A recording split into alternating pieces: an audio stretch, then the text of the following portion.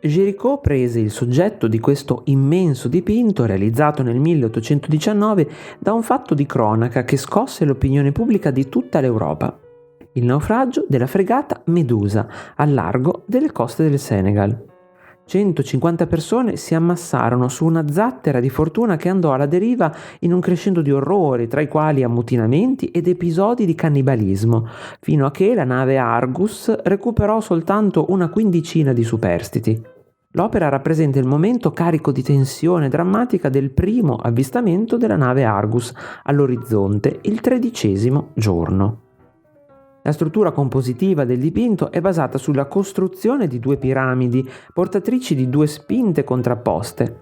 La prima ha la base nel gruppo di cadaveri in primo piano, dai quali emergono i sopravvissuti con le mani tese verso l'uomo che sta agitando la propria camicia in cerca di aiuto. Questo gruppo di figure portatrici di un crescendo di emozioni che vanno dalla disperazione alla speranza di essere visti rappresenta la spinta umana verso la sopravvivenza e la salvezza. A questa spinta si contrappone la seconda piramide, che parte dalle onde del mare per arrivare all'albero che sorregge la vela.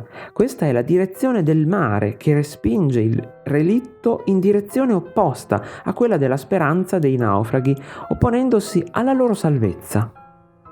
L'osservatore si trova gettato sul piano instabile e oscillante della zattera, sotto nubi cupe tagliate dai riflessi rossastri del sole all'orizzonte, in un'atmosfera apocalittica. Come accade in molte opere romantiche, ci sentiamo emotivamente coinvolti nel dramma messo in scena dal pittore. In questo caso avvertiamo la vita o la morte. Géricault, al fine di rendere con maggiore realismo i corpi dei morti e le loro pose, studiò dei cadaveri presso l'obitorio dell'ospedale di Parigi. Lo stile rimanda a Caravaggio, mentre la tensione muscolare e le torsioni delle figure richiamano il giudizio universale di Michelangelo, che tanto aveva colpito il pittore.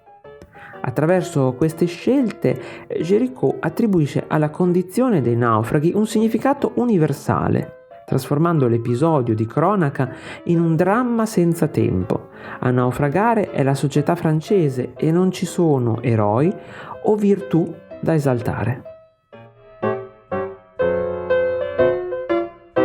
Se il video ti è piaciuto, metti un bel like, lasciami un commento, condividilo con i tuoi amici. Ricordati inoltre di iscriverti al canale e di cliccare sulla campanella per non perderti i nuovi video. Ciao!